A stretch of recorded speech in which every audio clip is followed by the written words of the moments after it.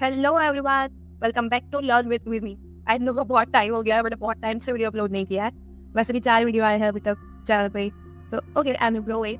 But समझो यार, मैं भी एक इंजीनियरिंग स्टूडेंट, मुझे भी बहुत सारे प्रोजेक्ट बनाने होते हैं, असाइनमेंट्स करने होते हैं, एग्जाम्स देनी होती है। बहुत लाइक जो इंजीनियरिंग स्टूडेंट्स हैं वो अभी मेरे साथ रिलेट कर पाएंगे। तो ठीक है, अभी वैकेशन चालू हो गया है, so I am getting time to create and upload a video. तो हमारा आज का जो वीडियो होगा उसमें हम सिंपली समझेंगे कि छोटे से छोटा कोड, फॉर एग्जाम्पल जो हेलो वर्ल्ड कोड होता है, उससे रन करवाने में बैकएंड में क्या क्या होता है वो आज हम समझेंगे। ठीक है, मतलब हम सिर्फ लिख देते हैं system.out.println hello world, but backend में इतनी सारी स्टेप्स होती है जो हमने कभी इमेजिन भी नहीं की होगी।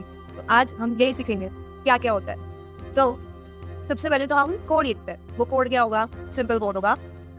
पब्लिक क्लास, जो भी नाम ले रहे हैं क्लास का, वो जैसे अभी हम दे देते हैं हेलो वर्ल्ड। ठीक है, अब public static void main string ARGS का फुल फॉर्म होता है आर्ग्यूमेंट्स, और इसके अंदर हम लिखते हैं system.out.println hello world।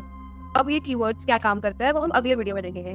उसका भी एक बेसिक वीडियो आएगा जिसके अंदर हम समझेंगे कि ये कीवर्ड्स क्या काम करते हैं। अभी के लिए हम सिर्फ ये समझेंगे कि हम जब ये कोड को रन करवाते हैं तो बैकएंड में क्या होता है, कंपाइलेशन कैसे होता है, एग्जीक्यूशन कैसे होता है, हम ये सब सीखेंगे ना। ठीक है, तो सबसे पहले एक जावा का अपना खुद का कंपाइलर होता है, ठीक है, जिसका नाम है जावा सी।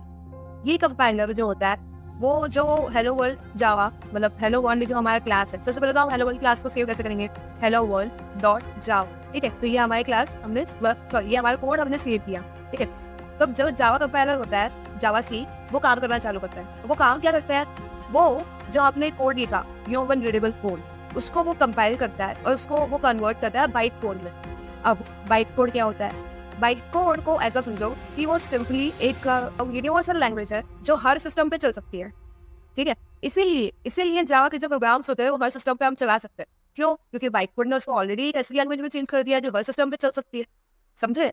इसलिए तो बाइट कोड क्या करेगा, बाइट कोड जो है वो हमने जो क्लास, मतलब हमने जो नाम रखा हमारे प्रोग्राम का hello world डॉट जावा, उसको सबसे पहले तो hello world डॉट क्लास करके सेव करने का उस फाइल को। ठीक है, और इस केस में इस हमारी जो फाइल होगी इसका नाम क्या होगा, hello world डॉट क्लास। ठीक है, अब ये जो बाइट कोड है उसने इंटरमीडिएट स्टेप ले ली कंप्यूटर को अपना कोड समझाने की। पर मतलब कंप्यूटर को कैसे पता कि हमको हेलो वर्ल्ड प्रिंट करवाना है? क्योंकि कंप्यूटर क्या समझता है, कंप्यूटर तो मशीन लैंग्वेज समझता है, लेकिन बाइट कोड तो एक यूनिवर्सल लैंग्वेज है जो हर जगह पे चल सकती है, वो मशीन लैंग्वेज तो नहीं है। तो एक ऐसा रोल होता है JVM होता है। JVM जावा के अंदर ऑलरेडी होता है, इनबिल्ट होता है। JVM क्या करता है? JVM का फुल फॉर्म सबसे पहले तो होता है जावा वर्चुअल मशीन। ठीक है, तो JVM जो हमने हेलो वर्ल्ड करके हमारा जो प्रोग्राम बनाया तो उसको बाइट कोड ने अपना यूनिवर्सल लैंग्वेज में चेंज कर दिया।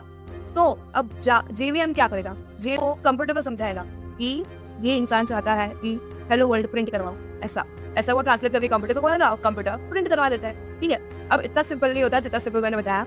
इसके अंदर एक तीन चीजें होती है। ठीक है, सबसे पहले तो क्लास लोडर क्या करता है, जो भी बाइट कोड क्लास बनी है, मतलब बाइट कोड जो जिस नाम से जो फाइल सेव हुई है, जैसे इस केस में हमारा hello world डॉट क्लास करके सेव हुआ है फाइल। ठीक है, इस फाइल को लोड करता है और इस फाइल के अंदर कौन से रिक्वायर्ड लाइब्रेरीज होगी उन सबको मेमोरी में से लोड करवाएगा। जैसे ये इसमें तो छोटा है, इसमें तो हमने कुछ इंपोर्ट भी नहीं किया, कुछ पैकेज भी नहीं लिया, कुछ भी नहीं किया, इधर सिर्फ हमने प्रिंट करवाया। पर ऐसे बहुत सारे बड़े कोड होते हैं ना जहाँ हम लोग बहुत सारी चीजें इंपोर्ट करवाते हैं, लाइब्रेरीज इंपोर्ट करवाते हैं, पैकेजेस इंपोर्ट करवाते हैं। तो ये जो क्लास है, क्लास लोडर है, तो हमारी जो क्लास फाइल है उसको लोड करवाता है और उसके साथ जितनी भी रिक्वायर्ड लाइब्रेरीज होती है उसको मेमोरी में से लोड करवाता है। ठीक है, अब एक चीज होती है बाइट कोड वेरीफाई करके। वो क्या चेक करेगा कि भाई जावा सी ने जो बाइट कोड बनाया है उसमें कोई गलतियां तो नहीं है ना, कोई सिक्योरिटी इश्यूज है, कुछ एरर्स तो नहीं है ना।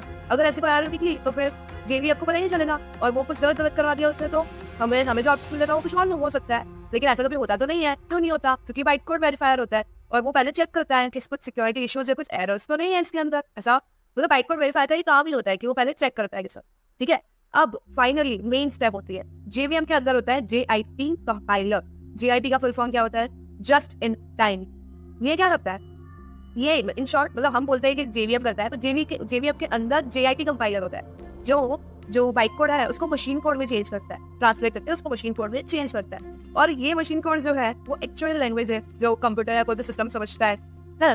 तो ये सब हो जाने के बाद फाइनली एग्जीक्यूशन होता है, और एग्जीक्यूशन में जो JVM ने मशीन कोड के अंदर चेंज किया वो कंप्यूटर समझता है कंप्यूटर को पता चला कि ठीक है भाई, इनने सिस्टम का आउटपुट प्रिंट नहीं किया है, इसका मतलब ये चाहता है कि ब्रैकेट के अंदर जो भी मैसेज है वो मैं प्रिंट करूँ स्क्रीन पे। तो ऐसा कंप्यूटर समझता है और फिर कंप्यूटर वो काम कर देता है ना।